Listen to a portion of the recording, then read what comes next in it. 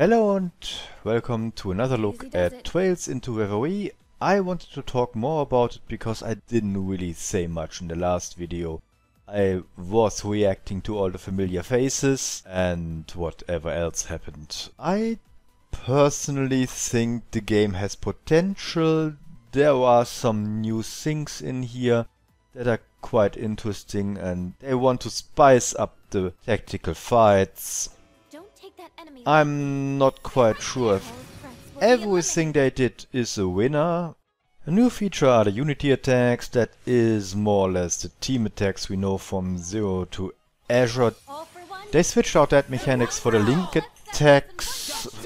You can also have a rush attack in that case, and for even more points you can have a full team attack. That was the idea. Now they are back as unity attacks and you have yet another energy bar to fill for that. I don't know if that is a good idea, but well, that's what we get. The other thing that seems to be new and is quite powerful is we know there are 0 arts, which when it's your turn, you can have a free art and it will be instant. There is now the same thing for crafts, and yeah, that means you can have a free S-craft at that point, just like that. I don't think they thought this through, but I'll take it. The orders are still overpowered as nothing else.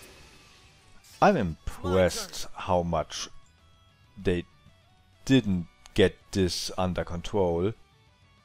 It's not as strong as it is in Trails of Cold Steel 3, but it is pretty powerful.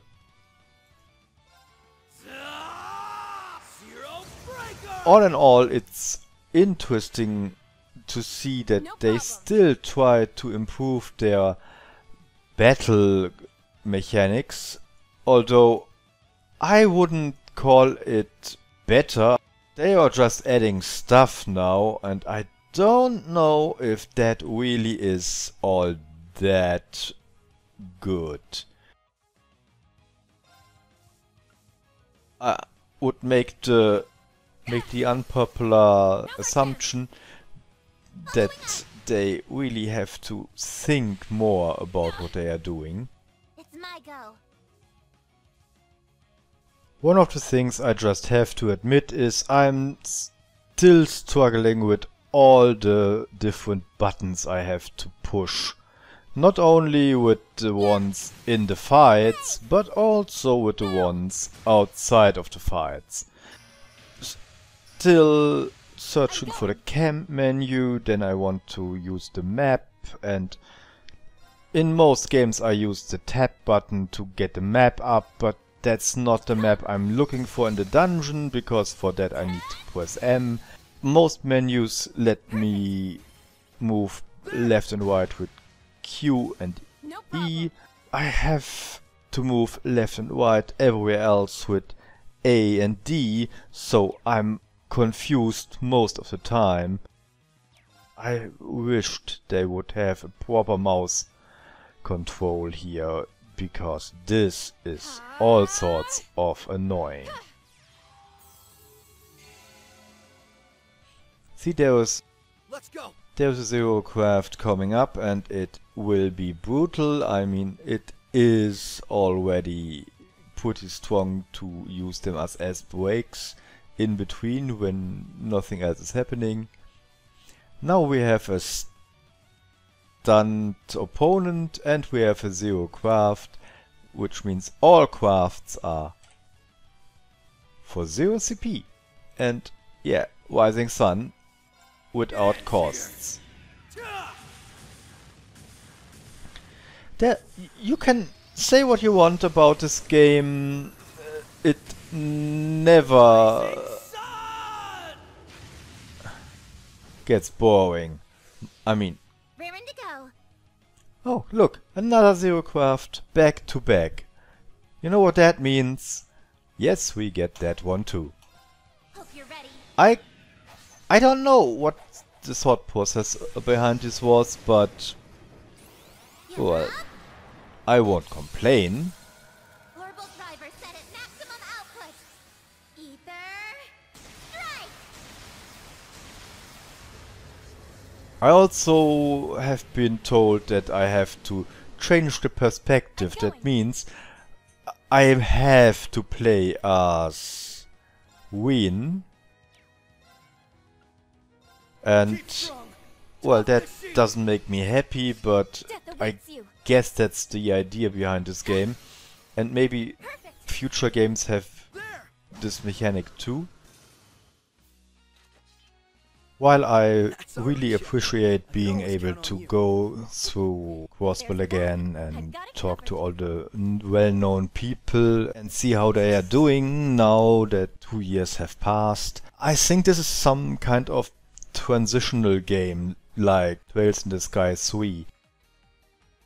One thing that is really bad about this game is I have to play yet again as Ween, and that already makes me unhappy.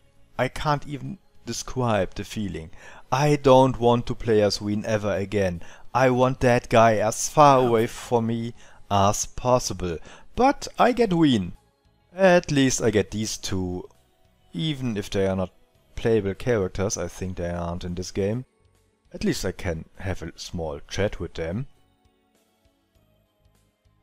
And it's always nice to have Estelle and Joshua in a game. Even if it's just watching them eating ice cream. Nothing beats ice cream after a job well done. I'm glad that stall in the entertainment district was still there. Although, I'm guessing we won't have much time to relax like this going forward, with all the guild work we need to do. I mean, yeah, but that's why we've got to make the most of every chance we get. Oh, you've got some on your cheek.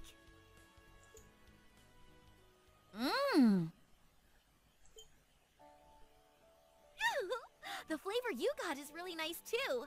Knew I should have gotten a double. A double Joshua or a double ice cream? Amazing weather, delicious ice cream, a primo eating spot. It's like a dream. Huh? What's up? You've gone totally red. Yeah, I still can't get over the way you do stuff like that without batting an eye. I thought I'd gotten used to it. You still catch me off guard sometimes. Wait, what? What'd I do? Don't worry about it. You want another bite? Of the ice cream or of Joshua? That's the big question. Heck yeah I do. You're the best, Joshua. Definitely Joshua. Lay it on me. Yeah, maybe not in public. Oh, come on. We haven't had a chance to do this in ages. Pretty please. Hey there, you two. We, didn't mean to interrupt. How long have you been there? Fixing my quad setup will take forever. They gave me all the wrong stuff. The main thing I want is defense, attack, action, and of course hit points. I didn't have one hit point quads on any of my guys. They looked like, I have one that I didn't really modify all that much. They looked like this one. There was an attack 1 and yeah, that's mainly it. I use cast 1 occasionally on my casters. I don't think Warzy as a melee fighter is fitting the bill for being a caster all that much.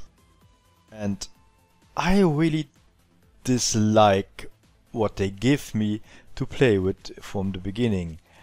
Also, why is Theo getting a Katze? Well, whatever. It is a bit troublesome, and I don't really think they understand their own art system anymore. Also, funny to notice, back when we had the old normal casting system up to Trails to Azure, a long line would would have been an advantage. Now it just makes upgrading your slots way more expensive and there is no benefit at all. Another thing, I found a little bug. I think it's already common knowledge around the players, but the link abilities aren't working on all characters.